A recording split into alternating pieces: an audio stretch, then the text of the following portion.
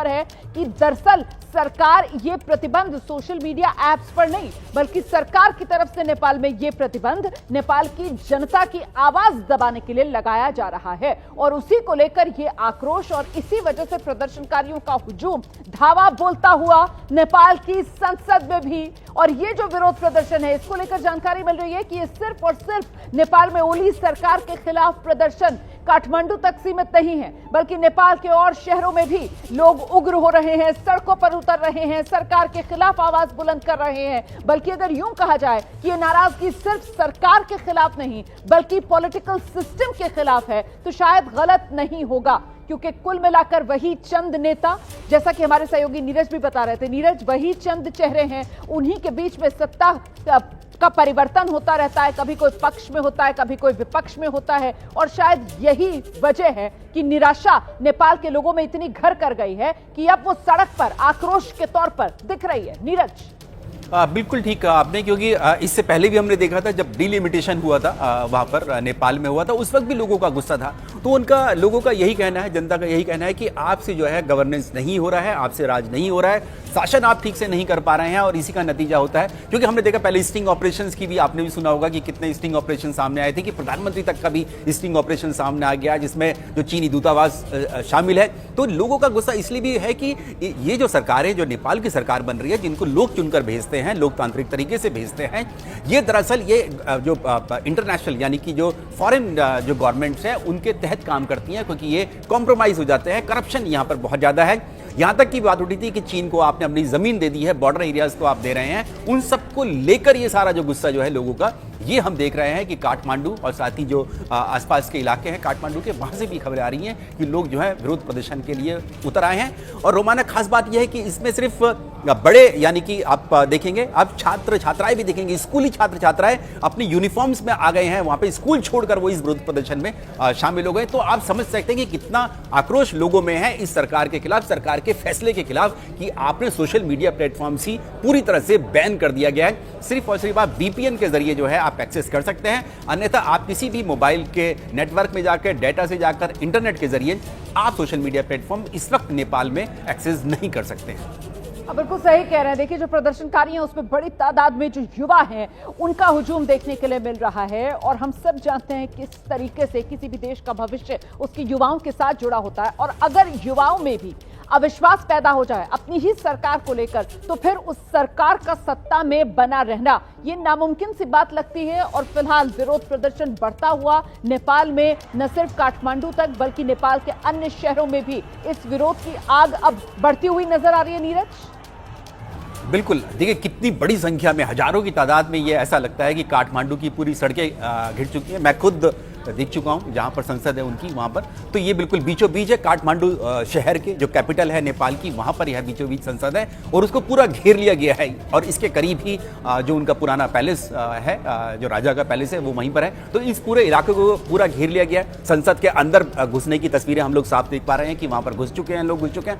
और इतनी बड़ी संख्या में लोग इसलिए आ गए, पहले से रोमाना ये पहले से तय था कि सोमवार को विरोध प्रदर्शन होना है, काठमांडू में होना है, लेकिन रोका इसलिए नहीं गया क्योंकि जो सुरक्षाकर्मी हैं, जो पुलिस है, वो भी कहीं ना कहीं इस बात को के लिए मानते थे। और हमने देखा कि पुलिस जो वर्दीधारी हैं वो भी इस विरोध प्रदर्शन में शामिल हो गए, इसीलिए इतनी बड़ी संख्या में, हजारों की संख्या में लोग जो है काठमांडू की सड़कों पर आ गए हैं और सरकार के खिलाफ और संसद में घुसने के लिए तैयार हैं। और उनकी डिमांड पहले से ही थी कि राजशाही आप वापस लेकर आइए, हम राजा के अंतर्गत जो है शासन में रहना चाहते हैं, ना कि हम इस लोकतांत्रिक सरकारों की जो कि पूरी तरह से भ्रष्ट हैं। और बिल्कुल ठीक कहा आपने कि वहां पर आर्थिक हालात भी जो हैं वो नेपाल के इस वक्त ठीक नहीं है। जो टैरिफ्स लगाए गए हैं अमेरिका के द्वारा लगाए गए हैं, वो नेपाल पर भी लगाए गए हैं।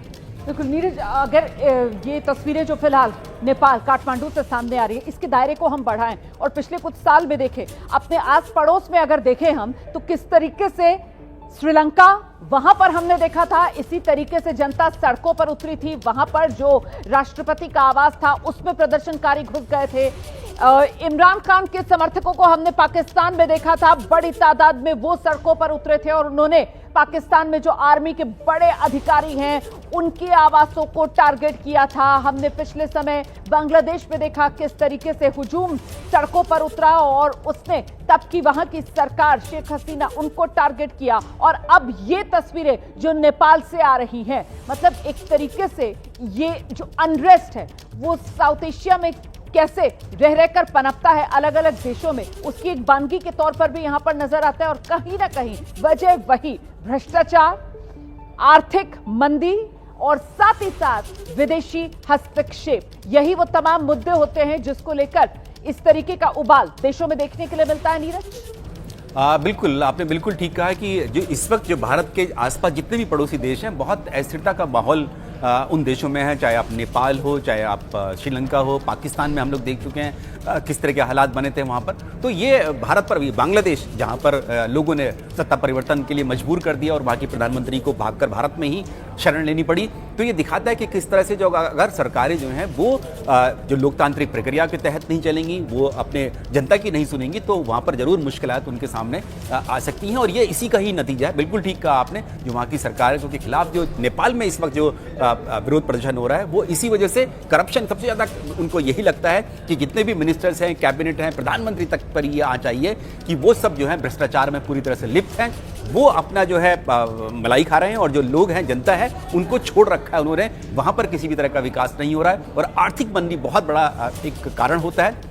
चीन का हस्तक्षेप बहुत ज्यादा है और दूसरी तरफ इंडिया है, भारत की तरफ है, क्योंकि वहां की जनता, एक बड़ा वर्ग जो है वो चाहता है कि वहां की जो सरकार है वो भारत के साथ संबंध अच्छे रखे। चीन के खिलाफ कहीं ना कहीं उनका विरोध रहता है। हमने खुद देखा, जो प्रधानमंत्री के जो एडवाइजर हैं, जो अभी भारत आए थे, उन्होंने साफ तौर से कहा था कि पाकिस्तान के जो आतंकी संगठन है वो वहां पर ऑपरेट कर रहे हैं, नेपाल के एरियाज में कर रहे हैं, और वो भारत में आकर घुसपैठ कर सकते हैं। तो ये सारे जो बड़े मुद्दे हैं जिनको लेकर जो ट्रिगर जो किया वो सोशल मीडिया बैन है। लेकिन इतनी बड़ी संख्या में, तादाद में अगर जनता सड़कों पर आई है, जिसमें स्कूली छात्र छात्राएं भी हैं, तो वो दिखाता है कि कितना आक्रोश जो है नेपाल की जनता का अपनी सरकारों के खिलाफ।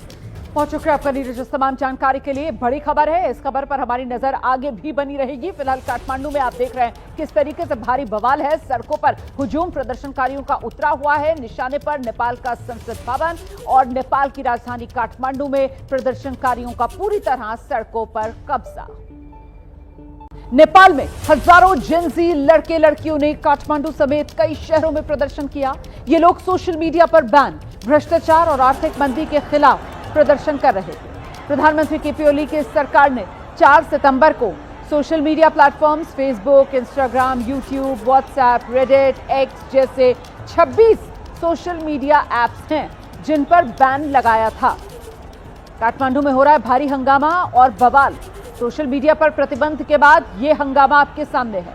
भ्रष्टाचार और आर्थिक मंदी के खिलाफ भी अब युवा सड़क पर उतर आए, लेकिन जो ट्रिगर पॉइंट है वो सोशल मीडिया पर बैन ही रहा।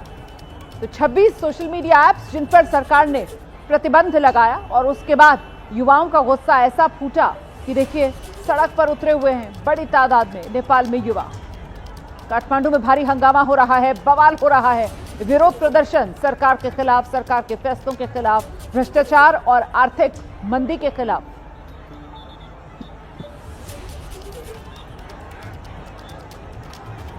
तो देखिए किस तरीके से नेपाल की राजधानी काठमांडू और काठमांडू में हजारों की तादाद में लोग सड़क पर उतर आए हैं। लगातार यहां पर सियासी उथल पुथल की तस्वीर अब उभरती हुई नजर आ रही है। जिस तरीके से ये बड़ा विरोध और जन विरोध जिसका सामना सरकार को अब करना पड़ रहा है।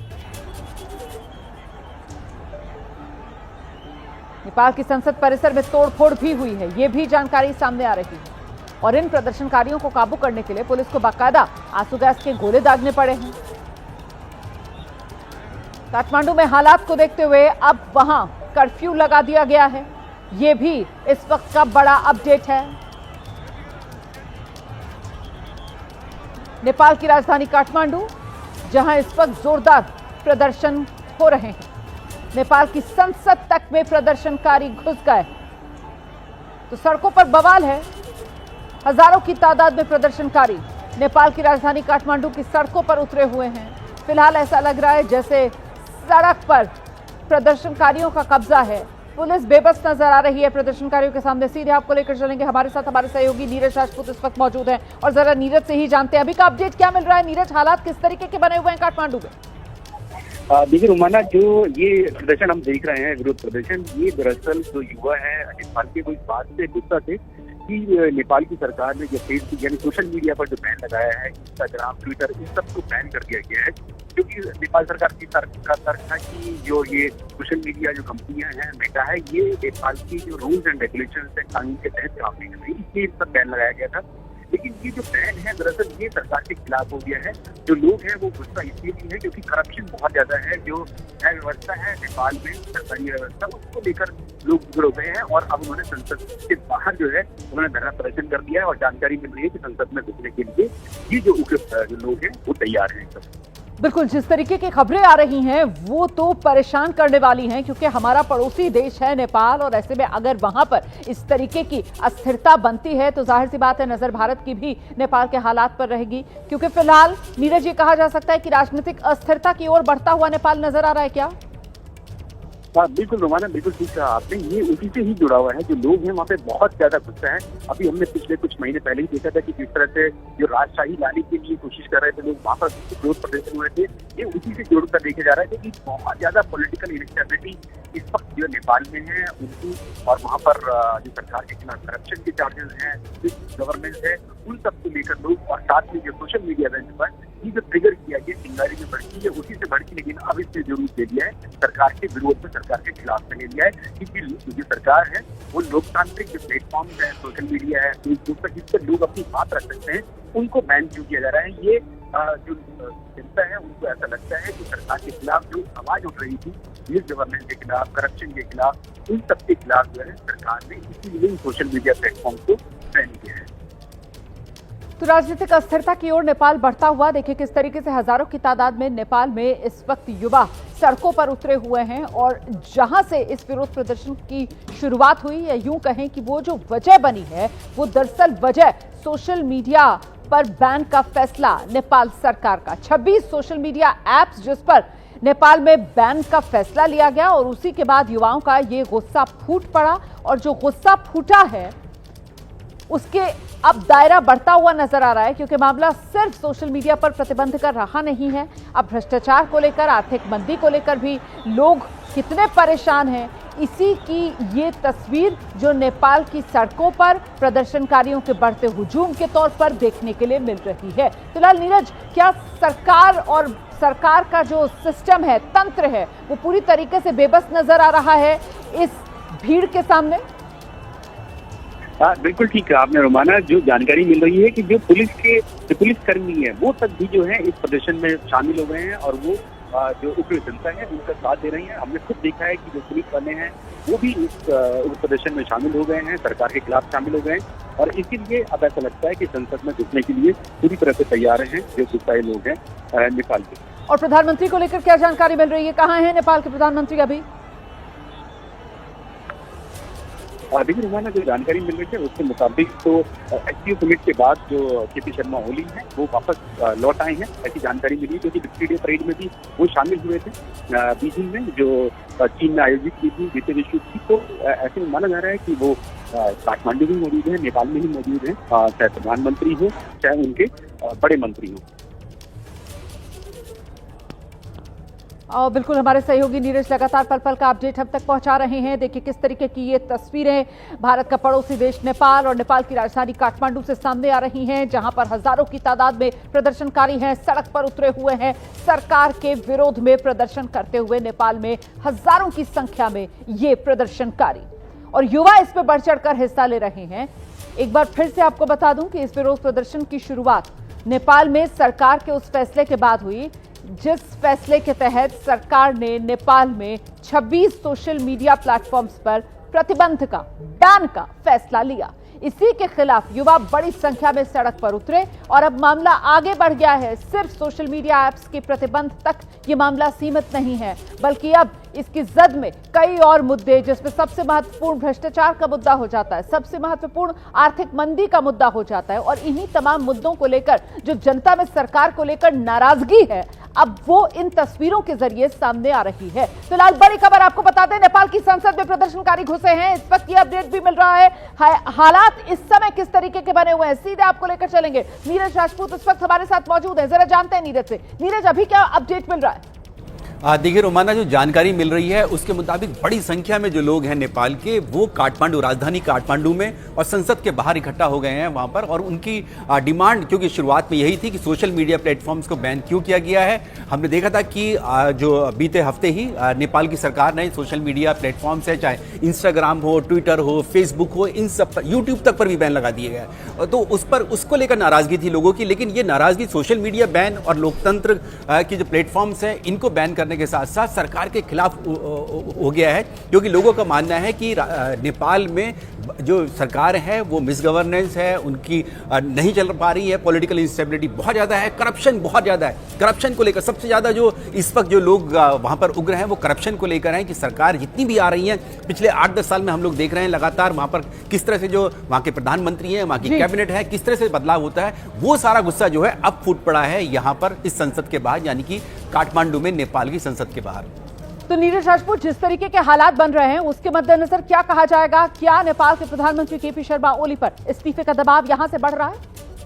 बिल्कुल, ये लाजमी है रोमाना कि सरकार के ऊपर प्रेशर पड़ेगा और सरकार को किसी भी तरीके से, चाहे फिर वो मेटा कंपनी हो या एक्स कंपनी हो, इनके साथ बात करनी होगी। क्योंकि हमने देखा था ब्राजील में भी कुछ महीने पहले इसी तरह के विरोध प्रदर्शन हुए थे, क्योंकि इन कंपनियों ने, यानी सोशल मीडिया प्लेटफॉर्म्स की जो कंपनियां हैं, इन्होंने वहाँ की जो स्थानीय कानून है या रूल्स एंड रेगुलेशंस हैं उनके खिलाफ जाने के या फिर उनको मानने के तैयार नहीं थे। उसी को लेकर ही नेपाल सरकार ने ये इन मीडिया प्लेटफॉर्म्स को बैन किया था। और जो जनता है नेपाल की, उनको ऐसा लगता है कि जो उनका अधिकार है बोलने का, फ्रीडम ऑफ स्पीच और एक्सप्रेशन का है, इन माध्यमों से, यानी कि सोशल मीडिया प्लेटफॉर्म से जहां वो सरकार के खिलाफ बोल सकते थे, वो जानबूझकर जो है नेपाल की सरकार ने उस पर बैन लगाया है, ताकि जो जनता है, जो लोग हैं वहां की, वो सरकार के खिलाफ आवाज ना उठा सकें। नीरज, चंद महीने पहले हमने देखा था इस तरीके का हुजूम, प्रदर्शनकारियों की बड़ी तादाद नेपाल में सड़कों पर नजर आती थी। लोकतंत्र हटाओ, राजशाही लाओ, इस मांग के साथ क्या आपको लगता है कि अब ये जो प्रदर्शन हो रहा है इसके बाद एक बार फिर वही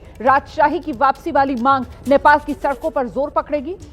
बिल्कुल, क्योंकि हमने देखा ही था अभी कुछ महीने पहले ही ये राजशाही को लेकर हुआ था।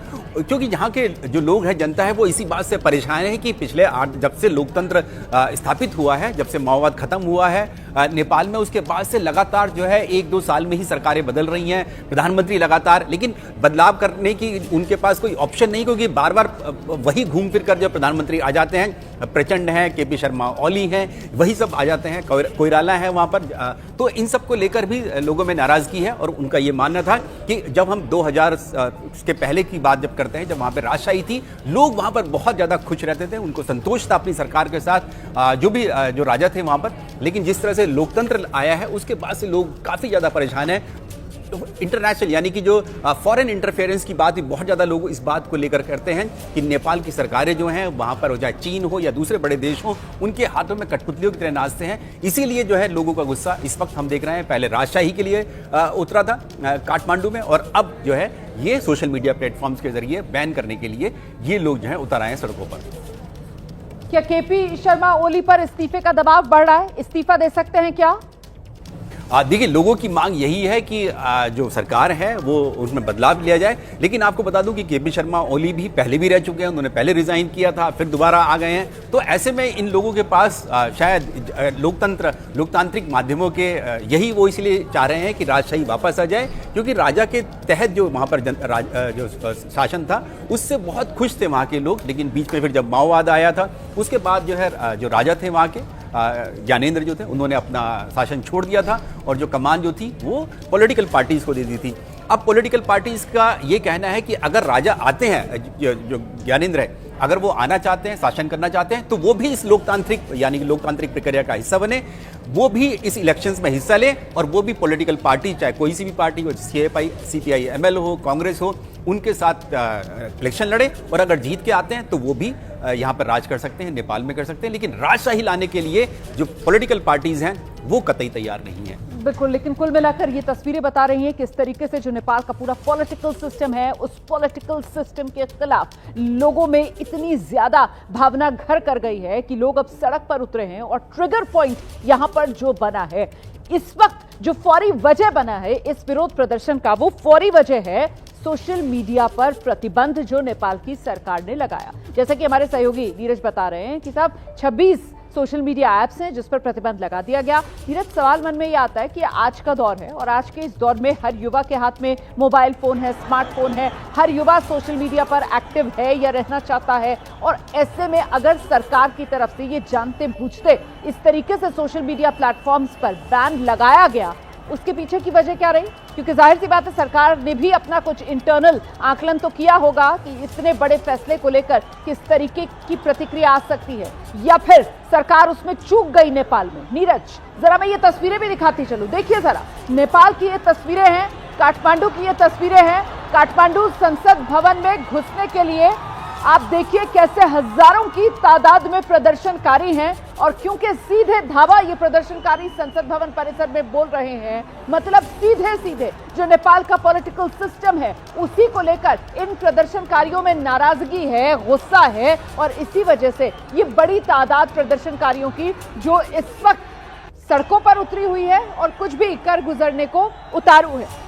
नीरज, देखिए, जो रोमाना ये जो बैन लगाया गया था, जो केपी शर्मा ओली खुद उनका बयान सामने आया था और नेपाल की सरकार की तरफ से उन्होंने कहा था कि जो जितनी भी ये सोशल मीडिया कंपनियां हैं ये नेपाल के जो कानून है उसके तहत काम नहीं कर रही हैं, और अगर उनसे कुछ कहा जाता है तो वो मानती नहीं है। जैसे हम लोग भारत में देखते हैं कि वो कानून मानती हैं, लेकिन नेपाल की सरकार का ये कहना था कि चाहे फेसबुक हो, चाहे फिर इंस्टाग्राम हो या ट्विटर, जो एक्स कंपनी है, ये उनके कानून के तहत काम नहीं कर रही हैं। यानी कि उनकी तरफ से ये विरोध किया जाता होगा कि किसी ट्वीट को हटाना है, किसी पोस्ट को हटाना है, उसको लेकर जो है ये कंपनियां तैयार नहीं हो रही हैं। यूट्यूब को लेकर भी, जो कि बहुत ज़्यादा पॉपुलर है रोमाना यूट्यूब नेपाल में, क्योंकि मेन स्ट्रीम मीडिया इतना ज़्यादा नहीं है वहाँ पर, लोग वहाँ पर यूट्यूब पर बहुत ज़्यादा न्यूज़ को कंजप्शन करते हैं, तो उसको लेकर ही केपी शर्मा ओली का बयान आया था और उन्होंने कहा था कि अगर ये कंपनियां नहीं मानेंगी, हमारे देश का कानून नहीं मानेंगी, तो हम इनको प्रतिबंध कर देंगे। और इसी के तहत ही पिछले हफ्ते इन सोशल मीडिया प्लेटफॉर्म्स को बैन कर दिया गया, बंद कर दिया गया, पूरी तरीके से बंद है। आप ये मान के चलिए कि इंटरनेट यानी डेटा के जरिए आप एक्सेस नहीं कर सकते हैं इस वक्त नेपाल में। जितनी भी, चाहे आप इंस्टाग्राम हो, फेसबुक हो, ट्विटर हो, यूट्यूब हो, जो main stream social media platforms है, जैसा आपने बताया करीब 1.5 दर्जन से भी ज़्यादा, 20 से भी ज़्यादा ये सोशल मीडिया प्लेटफॉर्म्स हैं जिनको बैन किया गया है। तो अब लोगों का ये कहना है कि आपने जो ये सोशल मीडिया प्लेटफॉर्म बैन किए हैं, दरअसल आप लोगों की आवाज़ बंद करना चाहते हैं। जो लोग जो हैं, यानी जनता जो है, वो सरकार के खिलाफ अगर कोई बात कहना चाहती है, उनके खिलाफ कोई आवाज़ उठाना चाहती है, इसलिए बंद किया गया है, ना कि कंपनियां आपका कानून नहीं मान रही हैं, इसलिए आपने ये बैन किया है। इसी को लेकर ये विरोध प्रदर्शन था और इसकी जानकारी रोमाना पहले से थी। जो वहाँ के जो लोग हैं, जो युवा हैं, एक तरीके से ये कहा जाएगा नीरज राजपूत कि जो सरकार है, जो लोकतांत्रिक सरकार होने का दावा करती है, उसको लेकर नेपाल के लोगों में आक्रोश इस बात का है कि ये सरकार लोकतांत्रिक नहीं है, नेपाल में सरकार तानाशाही वाली, ये लोगों के मन का भाव है और इसी वजह से लोग सड़कों पर उतरे हैं। जिस तरीके से नेपाल में सरकार ने सोशल मीडिया प्लेटफॉर्म्स पर प्रतिबंध लगाया, बैन लगाया, उसको लेकर लोगों में नाराजगी इस बात पर है कि दरअसल सरकार ये प्रतिबंध सोशल मीडिया ऐप्स पर नहीं, बल्कि सरकार की तरफ से नेपाल में ये प्रतिबंध नेपाल की जनता की आवाज दबाने के लिए लगाया जा रहा है, और उसी को लेकर ये आक्रोश और इसी वजह से प्रदर्शनकारियों का हुजूम धावा बोलता हुआ नेपाल की संसद में भी। और ये जो विरोध प्रदर्शन है, इसको लेकर जानकारी मिल रही है कि ये सिर्फ और सिर्फ नेपाल में ओली सरकार के खिलाफ प्रदर्शन काठमांडू तक सीमित नहीं है, बल्कि नेपाल के और शहरों में भी लोग उग्र हो रहे हैं, सड़कों पर उतर रहे हैं, सरकार के खिलाफ आवाज बुलंद कर रहे हैं। बल्कि अगर यूं कहा जाए कि ये नाराजगी सिर्फ सरकार के खिलाफ नहीं, बल्कि पॉलिटिकल सिस्टम के खिलाफ है, तो शायद गलत नहीं होगा, क्योंकि कुल मिलाकर वही चंद नेता, जैसा कि हमारे सहयोगी नीरज भी बता रहे थे, नीरज, वही चंद चेहरे हैं, उन्हीं के बीच में सत्ता का परिवर्तन होता रहता है, कभी कोई पक्ष में होता है, कभी कोई विपक्ष में होता है, और शायद यही वजह है कि निराशा नेपाल के लोगों में इतनी घर कर गई है कि अब वो सड़क पर आक्रोश के तौर पर दिख रही है। नीरज, बिल्कुल ठीक कहा आपने, क्योंकि इससे पहले भी हमने देखा था जब डिलिमिटेशन हुआ था, वहाँ पर नेपाल में हुआ था, उस वक्त भी लोगों का गुस्सा था। तो लोगों का यही कहना है, जनता का यही कहना है कि आपसे जो है गवर्नेंस नहीं हो रहा है, आपसे राज नहीं हो रहा है, शासन आप ठीक से नहीं कर पा रहे हैं, और इसी का नतीजा होता है। क्योंकि हमने देखा पहले स्टिंग ऑपरेशंस की भी आपने भी सुना होगा कि कितने स्टिंग ऑपरेशन सामने आए थे, कि प्रधानमंत्री तक का भी स्टिंग ऑपरेशन सामने आ गया, जिसमें जो चीनी दूतावास शामिल है। तो लोगों का गुस्सा इसलिए भी है कि ये जो सरकार है, जो नेपाल की सरकार बन रही है, जिनको लोग चुनकर भेजते हैं, लोकतांत्रिक तरीके से भेजते हैं। ये दरअसल ये जो इंटरनेशनल यानी कि जो फॉरेन जो गवर्नमेंट्स हैं उनके तहत काम करती हैं, क्योंकि ये कॉम्प्रोमाइज हो जाते हैं। करप्शन यहाँ पर बहुत ज़्यादा है।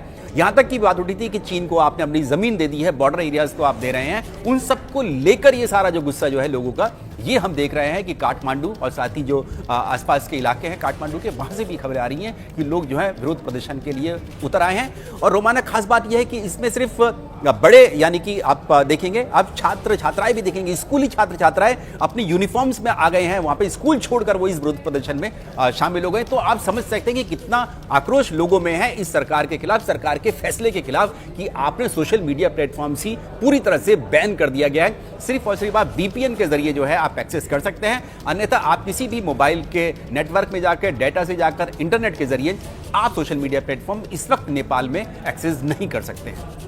अब बिल्कुल सही कह रहे हैं। देखिए, जो प्रदर्शनकारी हैं उसमें बड़ी तादाद में जो युवा हैं उनका हुजूम देखने के लिए मिल रहा है। और हम सब जानते हैं किस तरीके से किसी भी देश का भविष्य उसके युवाओं के साथ जुड़ा होता है। और अगर युवाओं में भी अविश्वास पैदा हो जाए अपनी ही सरकार को लेकर, तो फिर उस सरकार का सत्ता में बना रहना ये नामुमकिन सी बात लगती है। और फिलहाल विरोध प्रदर्शन बढ़ता हुआ नेपाल में न सिर्फ काठमांडू तक बल्कि नेपाल के अन्य शहरों में भी इस विरोध की आग अब बढ़ती हुई नजर आ रही है। नीरज, बिल्कुल, देखिए कितनी बड़ी संख्या में, हजारों की तादाद में ये ऐसा लगता है कि काठमांडू की पूरी सड़कें घिर चुकी हैं। मैं खुद देख चुका हूं जहां पर संसद है उनकी, वहां पर तो ये बिल्कुल बीचों बीच है। काठमांडू शहर के जो कैपिटल है नेपाल की, वहां पर यह बीचों बीच संसद है और उसको पूरा घेर लिया गया है। और इसके करीब ही जो उनका पुराना पैलेस है, जो राजा का पैलेस है, वो वहीं पर है। तो इस पूरे इलाके को पूरा घेर लिया गया है। संसद के अंदर घुसने की तस्वीरें हम लोग साफ देख पा रहे हैं कि वहां पर घुस चुके हैं लोग, घुस चुके हैं। और इतनी बड़ी संख्या में लोग इसलिए आ गए, पहले से रोमाना ये पहले से तय था कि सोमवार को विरोध प्रदर्शन होना है, काठमांडू में होना है। लेकिन रोका इसलिए नहीं गया क्योंकि जो सुरक्षाकर्मी हैं, जो पुलिस है, वो भी कहीं ना कहीं इस बात को के लिए मानते थे। और हमने देखा कि पुलिस जो वर्दीधारी हैं वो भी इस विरोध प्रदर्शन में शामिल हो गए। इसीलिए इतनी बड़ी संख्या में, हजारों की संख्या में लोग जो है काठमांडू की सड़कों पर आ गए हैं और सरकार के खिलाफ और संसद में घुसने के लिए तैयार हैं। और उनकी डिमांड पहले से ही थी कि राजशाही आप वापस लेकर आइए, हम राजा के अंतर्गत जो है शासन में रहना चाहते हैं, ना कि हम इस लोकतांत्रिक सरकारों की जो कि पूरी तरह से भ्रष्ट हैं। और बिल्कुल ठीक कहा आपने कि वहां पर आर्थिक हालात भी जो हैं वो नेपाल के इस वक्त ठीक नहीं है। जो टैरिफ लगाए गए हैं अमेरिका के द्वारा लगाए गए हैं, वो नेपाल पर भी लगाए गए हैं।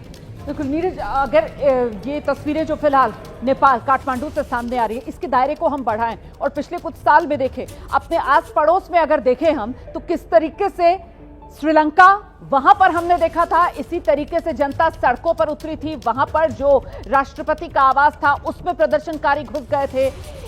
इमरान खान के समर्थकों को हमने पाकिस्तान में देखा था, बड़ी तादाद में वो सड़कों पर उतरे थे और उन्होंने पाकिस्तान में जो आर्मी के बड़े अधिकारी हैं उनके आवासों को टारगेट किया था। हमने पिछले समय बांग्लादेश में देखा किस तरीके से हुजूम सड़कों पर उतरा और उसने तब की वहां की सरकार शेख हसीना उनको टारगेट किया। और अब ये तस्वीरें जो नेपाल से आ रही हैं, मतलब एक तरीके से ये जो अनरेस्ट है वो साउथ एशिया में कैसे रह रहकर पनपता है अलग अलग देशों में, उसकी एक बानगी के तौर पर भी यहां पर नजर आता है। और कहीं ना कहीं वजह वही भ्रष्टाचार, आर्थिक मंदी और साथ ही साथ विदेशी हस्तक्षेप, यही वो तमाम मुद्दे होते हैं जिसको लेकर इस तरीके का उबाल देशों में देखने के लिए मिलता है। नीरज, बिल्कुल, आपने बिल्कुल ठीक कहा कि जो इस वक्त जो भारत के आसपास जितने भी पड़ोसी देश हैं, बहुत अस्थिरता का माहौल उन देशों में है, चाहे आप नेपाल हो, चाहे आप श्रीलंका हो, पाकिस्तान में हम लोग देख चुके हैं किस तरह के हालात बने थे वहाँ पर।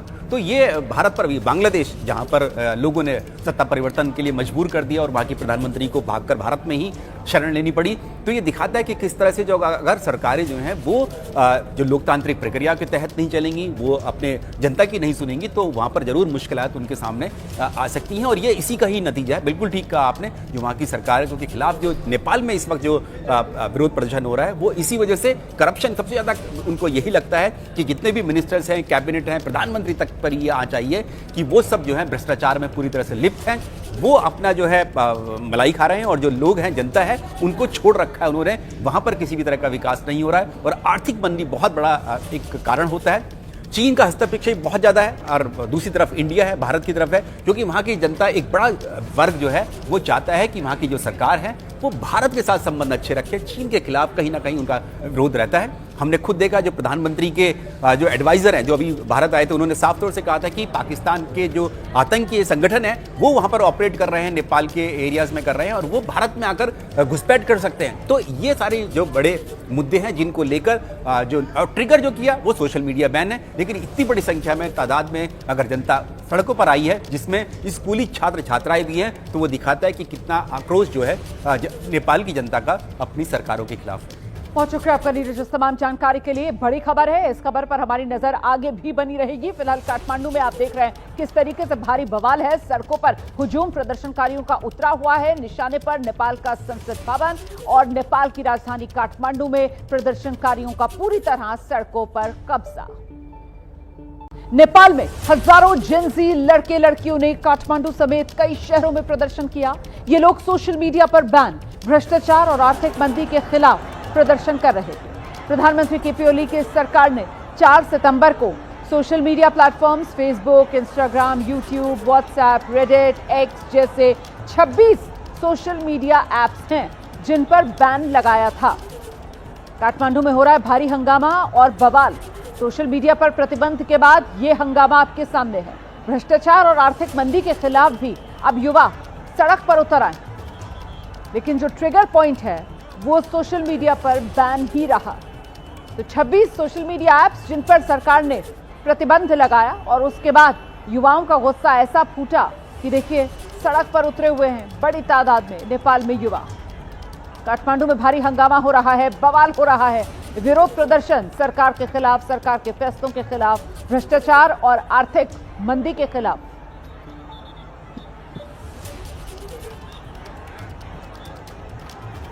तो देखिए किस तरीके से नेपाल की राजधानी काठमांडू और काठमांडू में हजारों की तादाद में लोग सड़क पर उतर आए हैं। लगातार यहां पर सियासी उथल पुथल की तस्वीर अब उभरती हुई नजर आ रही है। जिस तरीके से ये बड़ा विरोध और जन विरोध जिसका सामना सरकार को अब करना पड़ रहा है। नेपाल की संसद परिसर में तोड़फोड़ भी हुई है, ये भी जानकारी सामने आ रही है। और इन प्रदर्शनकारियों को काबू करने के लिए पुलिस को बाकायदा आंसू गैस के गोले दागने पड़े हैं। काठमांडू में हालात को देखते हुए अब वहां कर्फ्यू लगा दिया गया है, ये भी इस वक्त का बड़ा अपडेट है।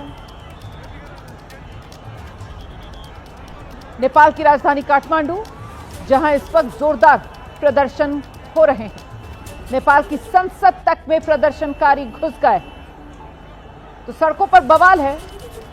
हजारों की तादाद में प्रदर्शनकारी नेपाल की राजधानी काठमांडू की सड़कों पर उतरे हुए हैं। फिलहाल ऐसा लग रहा है जैसे सड़क पर प्रदर्शनकारियों का कब्जा है। पुलिस बेबस नजर आ रही है प्रदर्शनकारियों के सामने। सीधे आपको लेकर चलेंगे, हमारे साथ हमारे सहयोगी नीरज राजपूत इस वक्त मौजूद हैं, और जरा नीरज से ही जानते हैं अभी का अपडेट क्या मिल रहा है। नीरज, हालात किस तरीके के बने हुए हैं काठमांडू में?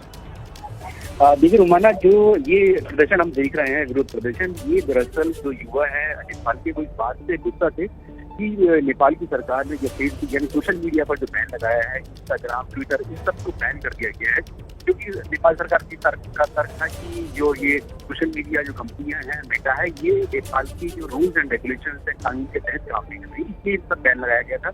लेकिन ये जो बैन है दरअसल ये सरकार के खिलाफ हो गया है। जो लोग हैं वो गुस्सा इसलिए भी है क्योंकि करप्शन बहुत ज्यादा है। जो न्याय व्यवस्था है नेपाल में, सरकारी व्यवस्था, उसको लेकर लोग जुड़ गए हैं, और अब उन्होंने संसद के बाहर जो है उन्होंने धरना प्रदर्शन कर दिया है। और जानकारी मिल रही है कि संसद में घुसने के लिए ये जो जो लोग हैं वो तैयार हैं। बिल्कुल, जिस तरीके की खबरें आ रही हैं वो तो परेशान करने वाली हैं, क्योंकि हमारा पड़ोसी देश है नेपाल, और ऐसे में अगर वहां पर इस तरीके की अस्थिरता बनती है तो जाहिर सी बात है नजर भारत की भी नेपाल के हालात पर रहेगी। क्योंकि फिलहाल नीरज, ये कहा जा सकता है कि राजनीतिक अस्थिरता की ओर बढ़ता हुआ नेपाल नजर आ रहा है क्या? हाँ बिल्कुल रोमाना, बिल्कुल ठीक कहा आपने। ये उसी से ही जुड़ा हुआ है। जो लोग हैं वहाँ पे बहुत ज्यादा गुस्सा है। अभी हमने पिछले कुछ महीने पहले ही देखा था कि किस तरह से जो राजशाही लाने के लिए कोशिश कर रहे थे लोग, वहाँ पर विरोध प्रदर्शन हुए थे। ये उसी से जोड़कर देखे जा रहा है क्योंकि बहुत ज्यादा पॉलिटिकल इनस्टेबिलिटी इस वक्त जो नेपाल में है उनकी, और वहाँ पर जो सरकार के खिलाफ करप्शन के चार्जेस हैं, गवर्नेंस है, उन सबको लेकर लोग, और साथ में जो सोशल मीडिया पर ये जो ट्रिगर किया, ये चिंगारी जो भड़की है उसी से भड़की, लेकिन अब इसने जो रूप ले लिया है सरकार के विरोध में, सरकार के खिलाफ में ले लिया है। क्योंकि जो सरकार है वो लोकतांत्रिक जो प्लेटफॉर्म है, सोशल मीडिया है, फेसबुक पर जिस पर लोग अपनी बात रख सकते हैं, उनको बैन क्यों किया जा रहा है। ये जो जनता है उनको ऐसा लगता है कि सरकार के खिलाफ जो आवाज उठ रही थी, मिस गवर्नेंस के खिलाफ, करप्शन के खिलाफ, उन सब के खिलाफ जो है सरकार ने इसीलिए सोशल मीडिया प्लेटफॉर्म को बैन किया है। तो राजनीतिक अस्थिरता की ओर नेपाल बढ़ता हुआ, देखिए किस तरीके से हजारों की तादाद में नेपाल में इस वक्त युवा सड़कों पर उतरे हुए हैं। और जहां से इस विरोध प्रदर्शन की शुरुआत हुई, या यूं कहें कि वो जो वजह बनी है, वो दरअसल वजह सोशल मीडिया पर बैन का फैसला नेपाल सरकार का। 26 सोशल मीडिया ऐप्स जिस पर नेपाल में बैन का फैसला लिया गया, और उसी के बाद युवाओं का ये गुस्सा फूट पड़ा। और जो गुस्सा फूटा है उसके अब दायरा बढ़ता हुआ नजर आ रहा है, क्योंकि मामला सिर्फ सोशल मीडिया पर प्रतिबंध का रहा नहीं है। अब भ्रष्टाचार को लेकर, आर्थिक मंदी को लेकर भी लोग कितने परेशान हैं, इसी की ये तस्वीर जो नेपाल की सड़कों पर प्रदर्शनकारियों के बढ़ते हुजूम के तौर पर देखने के लिए मिल रही है। फिलहाल नीरज, क्या